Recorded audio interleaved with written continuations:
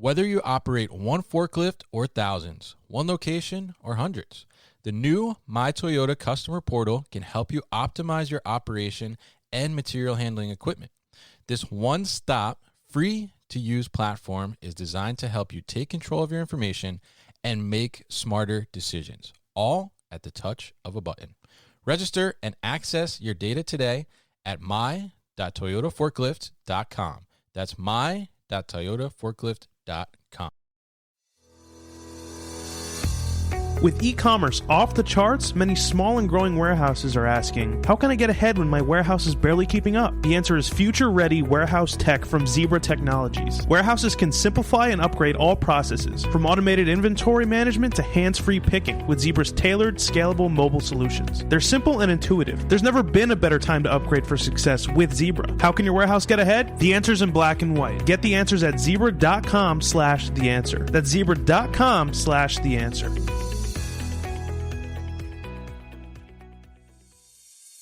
Businesses are retooling fulfillment operations, from warehouses to omnichannel, to meet new demand amid unprecedented labor shortages. 3PLs, retailers, B2B distributors, and others are turning to flexible fulfillment solutions like 6 River Systems to adapt and scale. 6 River Systems Fulfillment Execution System is an integrated solution that combines intelligent, cloud-based software and automation, including its autonomous mobile robot, AMR, Chuck. No costly or disruptive infrastructure changes, fast and easy associate training, and integrations with other warehouse execution solutions allow operations to meet labor challenges, increase efficiency, and enhance customer engagement. Go to www.6river.com to learn more. Go to www.6river.com to learn more.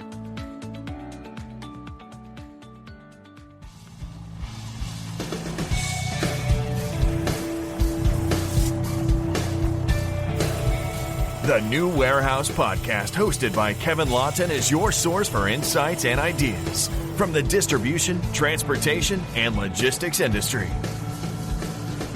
A new episode every Monday morning brings you the latest from industry experts and thought leaders. And now, here's Kevin.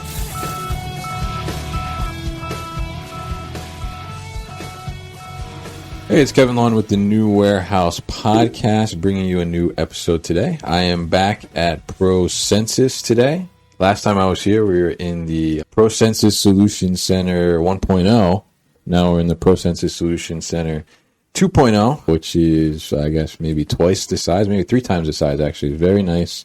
I got a little tour before this and got to see the setup. That's all set up to give incredible demos of their offerings and mobile solutions that they provide, and really excited to see how they continue to develop it. But today I'm going to be joined by Aaron Bolton, and he is a founding partner and CTO here at Procensis. So he's going to talk to us a little bit about user interface and optimized user interface when it comes to mobile devices, and why that's important, and kind of how we've progressed in the warehousing industry when it comes to user interface. But first, of course, we are going to get our safety tip of the day from Aaron. So, Aaron, why don't you share your safety tip today? A safety tip today for warehouses: don't watch Netflix while you're driving a fork truck. Right. That's good. All right. So definitely don't want to be watching Netflix while you're driving the forklift. Absolutely. So, Aaron, welcome to the show. I'm happy to be here. Happy to be back at Procensis. I love coming here and seeing what you guys are doing next. You guys are always developing and evolving and coming out with some of the latest stuff, I think, especially when it comes to user interface, which we're going to talk about today. But for those people that are maybe not familiar, why don't you just give us a little brief overview of what it is that Procensis does? What does Procensis do? Well, Procensis basically, aside from just selling your typical hardware and things like that, we do a lot of innovations when it comes to user experience and user interfaces, and we try to make sure that what we do sell is not only used in a way that works well to get the return on investment that our customers are looking for, but support capabilities along with all kinds of other different use cases and so forth. We'd like the people to get the maximum amount of use out of whatever they purchase and provide that support all the way through.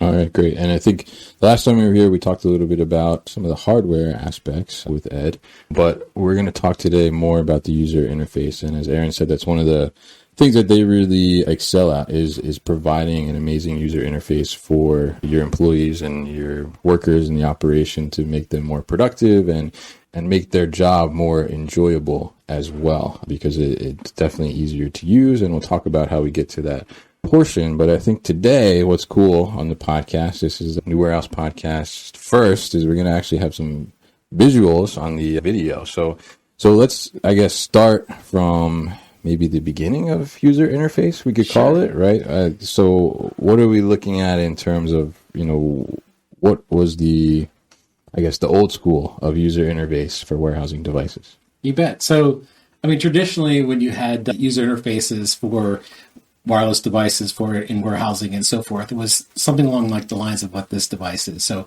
you've got a typical green screen telnet type of host system. You've got your typical little chiclet keyboard on the bottom there, and the user would either use that with a pistol grip or something else, and that was how they went through their day-to-day using the device and so forth. And so this was your traditional thing. Green, sometimes the cryptic, sometimes not so bad.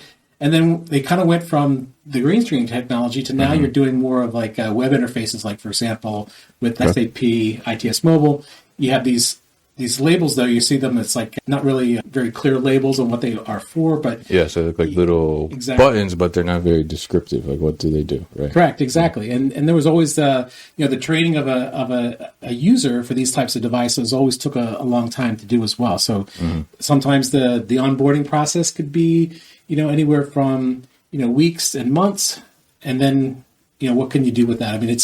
It took time to basically understand what all those little labels and what those functions actually were. Yeah, and I think that's certainly something that's like a productivity killer. And as you mentioned, it increases the training time as well, because when it comes to things like that, it's not descriptive. It really becomes like tribal knowledge, or you have to create a cheat sheet for them to carry around, and then they lose the cheat sheet. You have to reprint the cheat sheet. You have to give another copy for them to remember these types of things. So obviously the non-descriptive on the screen is certainly a drawback. So then where do we kind of take it from there? How do we fix that issue? Well, what we've seen now is that a lot of these keyboard-based devices, we're now moving more towards devices that have no keyboard, where they're looking more like your typical smartphones. They're actually very capable. They have typically, similar features to a normal smartphone. And then we run into these other challenges. The reason why these phones are so popular, or these devices are so popular, is because, one, they are easier to make, for one thing, and the other thing is that they have a common type of look and feel that people are used to using in everyday life nowadays. And so there's a nice demand for that. But you can see that just using the green screen like this, there's a little bit of a problem where, you have to think about, using a keyboard and so forth. You still have to do some data input along with the scanner, and there's a pop-up keyboard for that. But then if you look at this type of device, along with the web-based system used to look like as well, you would have these different issues. But what we can do is we take that green screen, and we can now turn that into something where it's HTML based. So instead of having your typical green screen where you had cryptic keys, you now have the ability to turn that into a web interface pretty easily. And that's that's like the drag and drop piece of what you can do with this product, which we use and has some really great tools to be able to do plugins and things like that. But you can see that, like, for example, the back button is a simple word back. You don't have to hunt for a function key. You don't have to, find it on the keyboard and kind of have like some thumb memory to remember where it's at. But you could also skip pick, next HU. Those are all very clear text labels that get you to where you need to go. And one of the other things that's kind of unique about this is that you can use different colors to highlight different components. For example, make the bin easier to see, or make certain things that different colors or bigger so that they're easier to get to. But you can also add like little plugins. Like, for example, there's a little icon to the right of the part number. So that you can add some functionality, like, for example, to pop up the picture of the product itself. So if you, so you can actually see what it looks like that you're supposed to pick. You can link that to an external database or something where it has the pictures for those part numbers so that you can see it. But the other thing too is that instead of having the keyboard up all the time, like you would have a keyboard on a regular keyed device, you now have the ability to pull that keyboard up. Like, for example, when you get to the next screen they're showing is the actual where you're entering the quantity. And so it automatically pops up the proper keyboard for the proper time. So you can set that for, if a field requires alphanumeric, you can put it alphanumeric. If it's numeric only, as in this case, it pops up automatically, moves the field out of the way, and gives you that numeric keypad quite easy to use since it's got that nice big keys and so on. Yeah, and so then it kind of makes it almost even more similar to what we use every day, right, in our lives as the mobile device, right? So how does that, translate to, the employees and the users of this? How has the user face really helped them to kind of pick up on it more easily and be able to kind of adapt to the changes? Well, the nice thing about this is that it's exactly the thing that you were saying there, is that it does make it a lot easier for users to use this type of system, because underneath it's still the green screen. But on the top, what you're seeing is the actual representation of that in a web interface with buttons, which people are already used to using, two hands to text. Yeah. So texting with or using your thumbs to type is not like you're hunting and picking with a finger, but you're able to use that thumb. Mm-hmm. People are very much able to take a device like this on an older system, and now that training time has been reduced to days and hours instead of weeks and months, because it's very intuitive. You can put full text labels where they used to be abbreviated labels. Right. You can rearrange things from the screen or eliminate things that aren't necessary, like, for example, fields that just don't get used very often or they don't matter. You can remove those from the screen and just kind of give them what they need to see at that time in a way that makes it easier to use. Gotcha. And earlier we were talking about the function keys, right? So you had those function keys on the green screen, and then we talked about like the kind of the web base where it was just the function screen, no description. So what happened to the function keys here? Where did they go? They're still there. It's in the back. It's in the background, but when you press the back button, it's going to do that F3 as if you pressed it on the keypad itself. We're just assigning a value to a button. And it kind of leans to, like, for example, what do you do? Talking about the user interface, like this is just a simple telnet to HTML. But what's the real fun stuff, and where we've done some innovations, is when we move to the next part, when you have these, this ITS mobile screens. I mean, you look at a menu screen like this, where it's super difficult to use out of the box. So what we do is we'll enhance that to give you something where the buttons are easier to press. Yeah. You don't have to worry about hitting a number and then the button. Things like instead of having a down arrow for down, you can actually say the word. Just press down, yeah. Exactly. It's even easier to read too. I think it gets a little bigger as well, yeah. I mean, even the back button is not on the previous screen. It's just there because we've added it so that the user can go back. But yet it's a function key that would normally work. But you would have to know that and be trained to know that instead of it actually being there for you to use. Yeah. So it's kind of like there's a whole... Maybe think about it in the previous way, like there's a whole training just on how to use the device before you even get to the training portion of doing the actual work you're going to do. You're absolutely correct. Whereas this, it's very much just like, I mean, if you look at it, it's just like a cell phone, right? So it gets even better because you take another screen like this next one where you're scanning in the bin.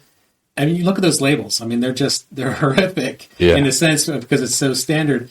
And it's very difficult for a new person to look at that and say, okay, well, I kind of know that I'm supposed to scan a bin here, but it's very different. And then that screen could be translated into something like this, where it's bigger, the things that are important to the business are highlighted, and you have these other options. It makes it so much simpler.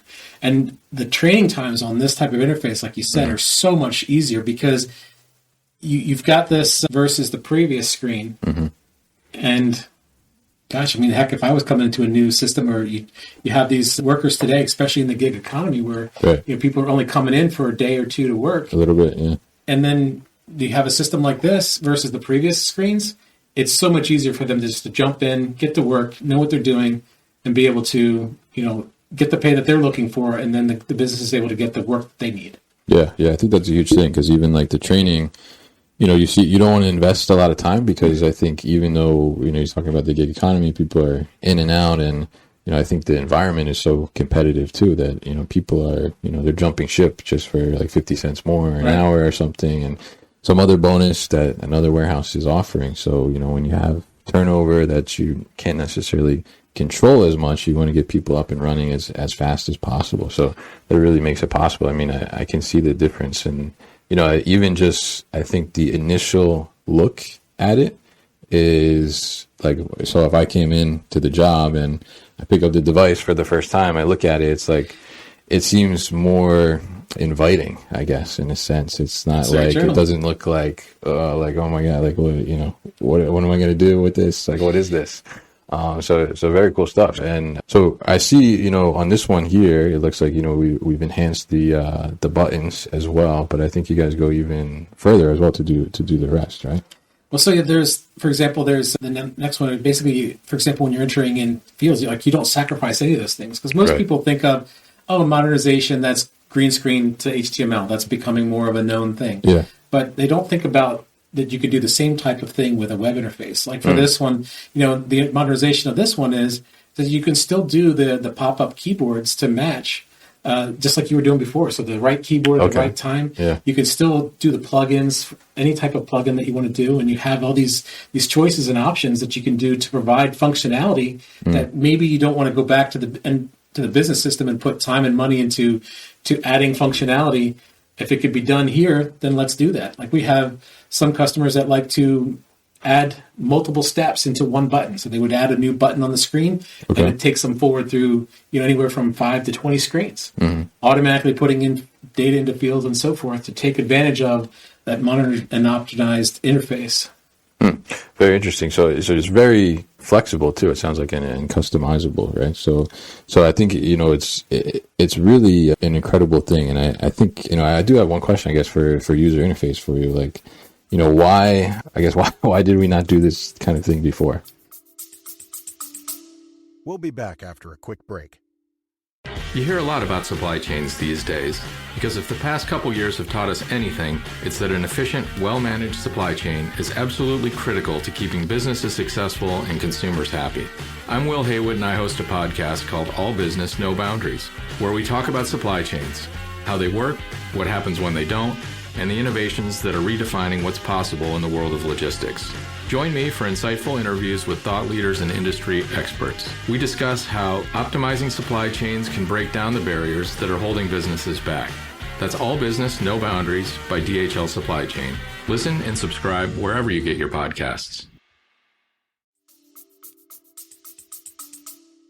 Well, a lot of it has to do with the horsepower of the device itself. I mean, quite frankly, we've come a long way since the old days. Yeah. And with today's modern technology, when you have, octa-core processor, massive amounts of RAM compared to the old devices, modern operating system like Android, now you can run any Android application that you would normally run on a phone, you can now run on these devices. And plus you're seeing a lot more of the business systems that either have custom applications or they still want to get that life out of their original system. I mean, when they put in a traditional green screen, and if you can add the ability to use modern devices and get this nice, beautiful interface, and they don't have to do anything on the back end to make it happen, that's a good thing.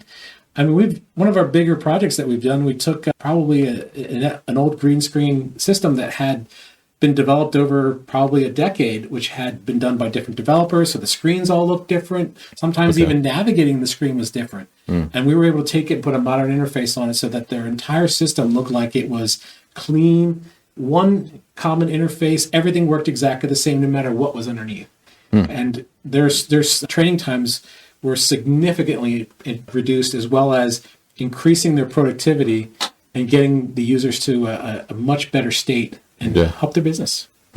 Interesting. And I think the one thing, we've talked about a lot here is the increase or the decrease in the training time overall, and that improvement. Obviously that's a huge ROI, I think, right away. So, but I think, maybe looking at it for the first time, maybe people are might have the impression that like a different screen, like what difference is that going to make? So like, how do you kind of tackle that mindset, and how do you, I guess, convince people that really actually changing the screen makes a big difference?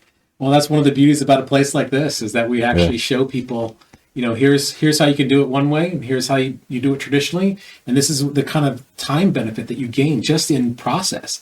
I mean, especially when you're talking about, using, any kind of mobile technology or hands-free technology, you introduce that on top of this type of user interface.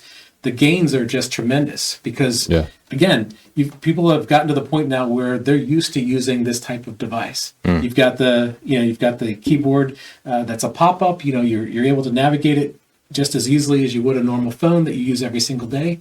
So the memory is there, the commonality is there. Plus the ability to navigate through the actual processes can be simplified, and the time savings on that just really adds up. And how do we get people to understand that? Really, it's by taking advantage of opportunities like this to show when we do demos, we're doing them live so that they can see the time savings themselves. Yeah. And I think, the demo, and I've seen examples of the demo that you guys do. It's pretty incredible. And obviously, we're here in the Solution Center where the demos take place. This is where the magic happens, right? So, I think even if I think about you guys, the user interface is it's throughout everything you do. It's not just like as a company. I mean, it's not just the creating better user interfaces for the customers. You're also creating like a better user interface for your demos too, right? So kind of like the video that we're seeing here, with visuals on the screen. I mean, you guys are able to show that to anybody anywhere in the world, right? That's right. And the great thing about it too is that we don't ever show anything that actually isn't real. So our demos are actually live systems. So if we're showing something as a demo or as a technology, it's because we already know that it works. And we're able to demonstrate that and able to basically go in and either to provide an actual functional demo for them to use in hand if they need it, or remotely if we can't meet with them directly. And we've done a tremendous amount of opportunities remotely, especially with the way the world is today, that taking advantage of remote tools and doing remote deployments, remote development, basically remote everything. It's been actually kind of good for us in that way. Yeah, definitely. So it's awesome to see that, and also those demos, and I think kind of knowing you for a little bit and working with you a little bit as well, and just talking to you earlier today. I mean, I think you're constantly working on new kind of customizations and different aspects of the user interface to help the customers. And for me, it seems like if the customer has some idea, like it seems like you can figure it out. So, what is kind of the next thing? I think we have some kind of visual here of, a new thing that you've been working on. I heard, maybe completed just this morning, fresh. Well, yeah, I mean, one of the things that we have going on is we have a little bit of a dashboard at the top here that one of the things that we're finding in today's day and age is that there's a lot of businesses that in competition for workers, that there's a lot of incentive-based pay options. There's different ways to try to incentivize users to help them to be able to know how well they're doing throughout the day, but also the gamification of things. There's a lot of talk about that these days, where you basically show people what they're capable of and what other people are doing the same, so that people can see, how do I stack up? How am I doing compared to my coworkers? Or at least for the very least for themselves, like how am I doing against myself? And so we've created a dashboard that kind of gives you the ability to track for yourself picks by X, basically how many picks am I doing in X amount of time, picks per shift, your total number of scans that you've done, and also like the time between picks, like how long is it taking you to get from point A to point B versus the standard. And so these are some of the easiest and most common things to do, and it's all done locally on the device. So it's not pulling the data from another system. It's actually tracking what the user's doing as they're working through the business system. So because we've already done some work on either the modernization and optimization, or for example, they have that on the same thing with the web interface. If we're touching the device, we have the ability to work with these different KPIs and to provide some feedback real time to the user. And that's really what it's about. It's about that real time feedback to the end user so that they can see, how am I doing? If I know that I have to have so many picks done in a day or so many picks per hour, and if I exceed that, I'm going to get paid more, then I'd like to know that. How close am I to that? And is this 10-minute talk that I'm having with my coworker costing me money? Well, now I can see how. Absolutely. And why. I mean, I think that's an incredible thing. And I love the fact that you mentioned it's local from the device itself. So meaning that, you don't have to necessarily have a totally sophisticated system in place, or you don't have to have a separate labor management system in place to make this happen either. And it's coming right off the device. So it's not like you have to come in and implement a whole new system. It's right there for the user to see. And like you said, I think it's huge motivation for a user, especially if you're doing incentive-based pay.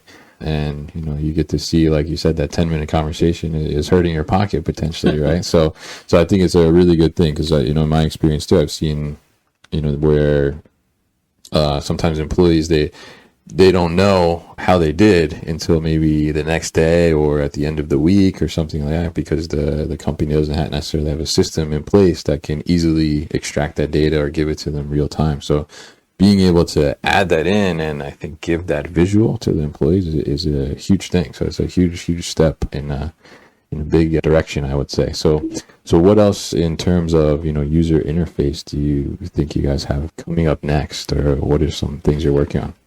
Well, that you can say.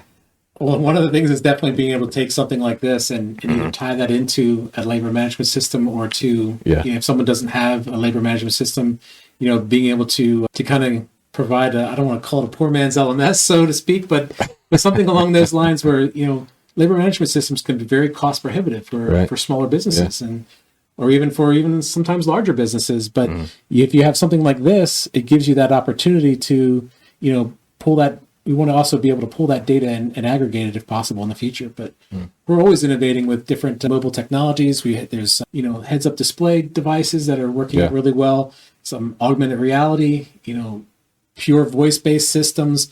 We're basically doing a lot of work in those areas to basically provide those types of opportunities to our customers to be able to still use them with these types of older business systems. So you've got this older business system that you've spent all this money on, but you want to take advantage of it and use it with some of these really cool, modern, time-saving systems. Heck, that's what we do. That's the thing that we do best, is to take those types of things and bring them to the older business systems that wouldn't normally be able to do those types of things. Yeah, I think that's huge, because you're able to, without doing a huge, costly upgrade of system or changing system or going through some insane implementation, which I know is like a scary word for a lot of people, but you're able to kind of modernize and make your devices better, essentially, for your employees, and help them come into 2022 and beyond, and be able to better interact with the device and things of that nature. So it's very interesting to see kind of the progression of user interface, I guess, in our industry and on these devices, and especially how you guys have been able to push it forward as well, and what you've been able to do and develop. So for people that are watching, listening, thinking, it seems like maybe this is a lot of work, or it's intensive to get to this point. Like, it must be like some huge thing. Why don't you kind of talk us through, how does a potential customer, how does a customer get to this point of having like an optimized user interface? Absolutely. I mean, and that's the beauty of this whole process, is that it's really not that long and doesn't really cost that much in the way of resources or finances. Basically, I mean, a system like this can be implemented relatively quickly. Probably the quickest and easiest thing to do is to do a proof of concept, where you take your simple login, your basic menu system, and a typical transaction, which most people would have a tendency to pick a picking transaction, because it's relatively easy to do. But even with full-scale implementations, you're basically sitting down and working with somebody to understand what is the pain points. What is the current UI that you're using? What are the pain points that you're having? And then you work out also, what would you like it to look like? Like, these are the colors. These are the, typically people want to use their corporate colors. And we'll work with them on that and kind of do a lot of that legwork ahead of time. And you get a basic idea of what would work for them, or what are some of the things that they would like to see that can't be implemented for whatever reason, too cost prohibitive, or, this function doesn't exactly work. And then we see, what can we do to make that happen? And most of these types of systems, like, for example, a proof of concept typically takes only a few days to actually implement. There's a process where you do that basic talk about the UI, and then you basically work with them to capture the screens that from the original business system, whether it's the telnet-based screens or even the web pages. We have a mechanism to do that. And then we take those original screens, and then we use them to basically proof out the rest of the changes, which only take a few days to do. Because we've already developed all these methods and mechanisms to make this happen. So we pass that savings on to the person that we're working with. And so we can do these implementations sometimes, in as little as a couple of days, but typically about a week for a proof of concept. And sometimes for a bigger project, we're talking usually about a month at the most, for like maybe, a dozen or more transactions. So it can be very quick and easy to implement, because we've worked through this before. and we've done all the prep work so that when we're working with a customer, it's a very well-oiled machine, so to speak, in that regard. It's like really just getting down and understanding what they want to accomplish, showing them how it can be done in this first proof of concept. And once they get a taste of it, it goes from there. It's tasty. So yeah. It's a great thing to see, because a lot of times people look at it and they're like, oh, I don't know about that. And then once they do this little proof of concept, I mean, it's less than $10,000 to do a proof of concept, basically. Yeah. And you get that out there and you get into the user's hands, they never want to go back. Oh, yeah. Because it's so inexpensive to add additional transactions, and they just, the gains that you get, not only from the time savings, but from the user interactions and the user experience. So now you're talking not just the UI, but now you've improved the user experience for the very reasons that you were talking about before. Yeah. Easier to use, looks better. It's easier to navigate, easier to see. It reminds me of my cell phone, which I already know. Yeah. And then you can add these other little things to it, like the images for the product, or you can add a date picker, or all these other things that you wouldn't have in your application, but make inputting the data easier, quicker, more intuitive. Things that they're used to seeing on a regular web page or on a cell phone. Yeah. So it makes total sense to try it and get that proof of concept, and obviously, getting something done in as little as a week, I think is a huge thing as well. So obviously, not as even though it seems like maybe it might be intensive to get to such a nicer looking screen and interface than you had before. It's not really. So it's really interesting. So, and you mentioned there, kind of the customer can say what do they want it to look like and all these different things. So I'm curious, before we kind of wrap up here, what's probably the most interesting or creative request you've had from a customer to put into their interface? What's the most creative? Well, that dashboard was probably the most creative one. That was actually driven by a customer request. Yeah. Because they happen to have an LMS system that only updates a few times a day, 2 times a day, and then they wanted to be able to provide that feedback to their users, but they just don't have the system to make it happen. Right. And so that was driven by a customer request. Okay. And so they said that was a great idea, and we went ahead and did it. Yeah. I mean, it's a great idea. I loved it. When you were telling me about it earlier, I was like, oh my God, that's so cool. But yeah, I mean, I think things like that, and the fact that you're able to listen to the customer and try and get creative with what they're looking for, I think is definitely a huge selling point for it as well. So really, really great stuff, and interesting to hear about all the user interface and just like how important and what a difference it can make, and how far we've come, and how far Procensis has pushed user interfaces as well. I think is a great thing. So Aaron, I want to thank you for bringing me to, I guess, Procensis and the Solution Center 2.0. And I'm very happy to be here. And if you get a chance to check out the Solution Center 2.0 here at Procensis, or talk to the guys at Procensis, I highly recommend you do so. Get a demo and see just how cool the user interfaces are. And if people who are watching or listening want to do that, how can they do that, Aaron? Well, the easiest way is to give us a call and talk to anyone from our sales team. Actually, probably anyone in the company could direct you to somebody that how to make that happen. It's very straightforward and easy to do. All right, great. And we'll put all that information at thenewwarehouse.com as well. So thank you to Procensis and Aaron for having me here at the Solution Center, and thank you for listening and tuning in. You've been listening to the New Warehouse Podcast with Kevin Lawton. Subscribe and check us out online at thenewwarehouse.com.